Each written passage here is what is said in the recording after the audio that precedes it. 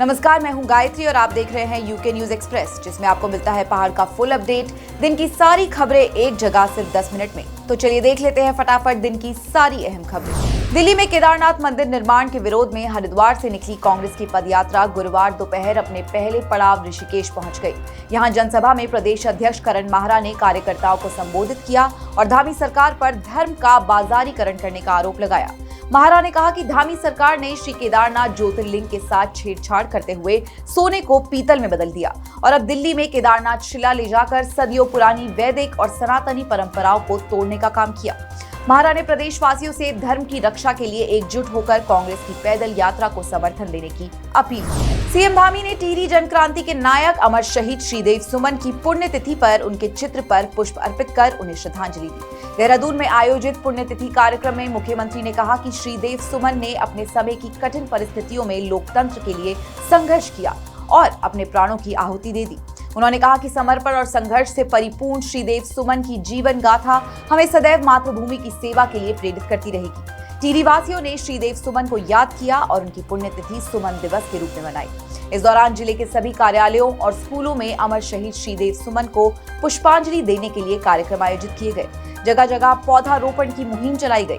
आजादी के बाद से टिहरी रियासत जेल में श्रीदेव सुमन के नाम पर एक कमरा बना हुआ है, जहां पर उनकी बेड़ियां आज भी सुरक्षित रखी गई हैं।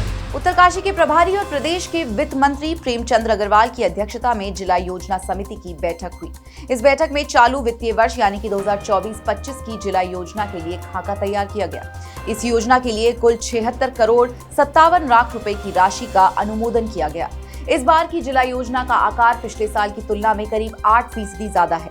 बैठक में शामिल उत्तरकाशी के डीएम मेहरबान सिंह बिश ने बताया कि जिला योजना में स्वास्थ्य, शिक्षा, पेयजल की समस्या, सड़कों और पुलों के निर्माण जैसी प्रमुख जरूरतों को ध्यान में रखा गया है। राज्य निर्वाचन आयोग ने प्रदेश में होने वाले निकाय चुनाव के लिए सभी तैयारियां पूरी कर ली है। निर्वाचन आयोग के सचिव राहुल कुमार गोयल के मुताबिक 93 नगर निकायों के लिए मतदाता सूची तैयार कर ली गई है। इसके साथ ही 6 नगर निकायों में मतदाता सूची की दोबारा जांच के लिए शेड्यूल जारी कर दिया गया है। राज्य निर्वाचन आयोग के मुताबिक 9 अगस्त तक सभी 6 निकायों की भी मतदाता सूची अंतिम रूप से तैयार कर ली जाएगी। 20 अगस्त को दिल्ली में लगेगी धर्म संसद, जिसमें शंकराचार्य को लेकर हो रहे विवाद पर चर्चा होगी। जगत गुरु आदि शंकराचार्य द्वारा स्थापित 4 शंकराचार्य की पीठों में से 2 पीठों पर विवाद चल रहा है। ज्योतिष पीठ पर जगत गुरु शंकराचार्य के रूप में स्वामी अभिमुक्तेश्वरानंद, स्वामी प्रज्ञानानंद और स्वामी वसुदेवानंद दावेदार हैं। वहीं दूसरी तरफ द्वारका पीठ पर भी स्वामी सदानंद अपनी दावेदारी ठोक रहे हैं। इसी विवाद को सुलझाने के लिए 20 अगस्त को दिल्ली में धर्म संसद का आयोजन किया गया है। इस धर्म संसद में श्रृंगेरी और पुरी पीठ के शंकराचार्य समेत सभी सन्यासी, अखाड़ों के आचार्य, महामंडलेश्वर और अध्यक्ष को आमंत्रित किया गया है।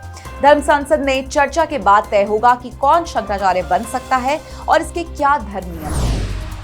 चमोली में बारिश का सितम जारी है। देर रात हुई तेज बारिश से मलबा आने के कारण बद्रीनाथ नेशनल हाईवे पर रास्ता गुलाब कोटी, पागल नाला और पाताल गंगा के पास बंद हो गया। सूचना मिलने पर बीआरओ और नेशनल हाईवे की टीम ने मोर्चा संभाल लिया और मलबा हटाने का काम शुरू कर दिया। भारत चीन सीमा को जोड़ने वाला मलारी नेशनल हाईवे भी भारी बारिश के बाद बंद हो गया है। सड़क का आधा हिस्सा खिसकने से सड़क मार्ग यातायात के लिए बाधित हुआ है। वहीं ग्रामीणों ने बीआरओ पर लापरवाही का आरोप लगाते हुए कहा कि समय रहते सुरक्षा दीवार का काम नहीं किया गया, जिसकी वजह से सड़क टूट चुकी है।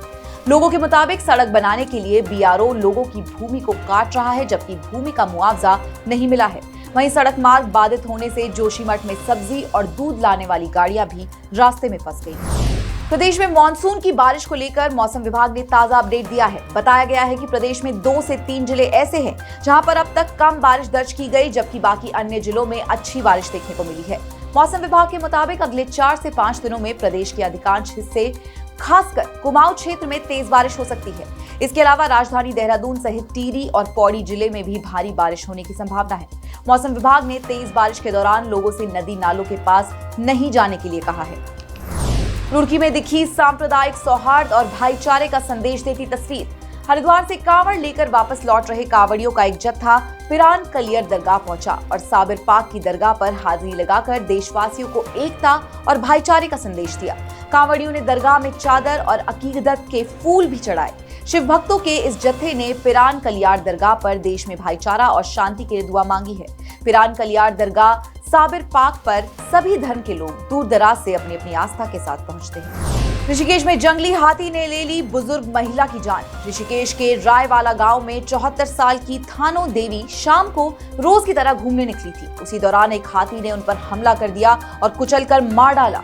थानो देवी जब देर तक घर नहीं लौटी तो परिजनों ने गांव वालों के साथ मिलकर खोजबीन शुरू की और तब उनका शव गंगा किनारे बसंती माता मंदिर के पास मिला।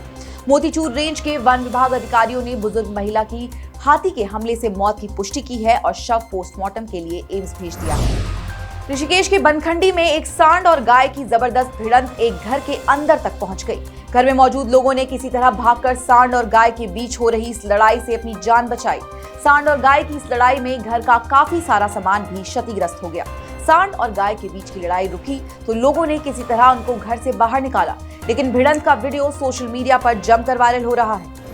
सीएम पुष्कर सिंह धामी ने देहरादून के परेड ग्राउंड में 22वीं राज्य जूनियर और सीनियर बैडमिंटन चैंपियनशिप का उद्घाटन किया। इस दौरान सीएम धामी ने खिलाड़ियों के साथ बैडमिंटन भी खेला। सीएम धामी ने कहा, प्रदेश राष्ट्रीय और अंतर्राष्ट्रीय स्तर पर लगातार अपनी विशेष पहचान बना रहा है। हमारे खिलाड़ी नेशनल और इंटरनेशनल खेलों में पदक जीतकर प्रदेश और देश का नाम रोशन कर रहे हैं। प्रतियोगिताओं से खिलाड़ियों को आगे आने का मौका मिलता है और उनका मनोबल भी बढ़ता है। आईआईटी रुड़की में 27 जुलाई को 24वें दीक्षांत समारोह का आयोजन होने जा रहा है। आईआईटी रुड़की के निदेशक प्रोफेसर के पंत ने बताया कि इस दीक्षांत समारोह में नासकॉम की अध्यक्ष देवजानी घोष चीफ गेस्ट के रूप में शामिल होंगी। दीक्षांत समारोह में कुल 2513 छात्रों को उपाधियां प्रदान की जाएंगी, जिसमें 23% से ज्यादा छात्राएं हैं। तो इस बुलेटिन में हमने आपको दी उत्तराखंड की कई अहम और जरूरी खबरें। फिलहाल के लिए इतना ही। उत्तराखंड की ऐसी ही अहम खबरों से हम आपको रोज रूबरू करवाते रहेंगे। आप जुड़े रहिएगा श्रेष्ठ उत्तराखंड के साथ।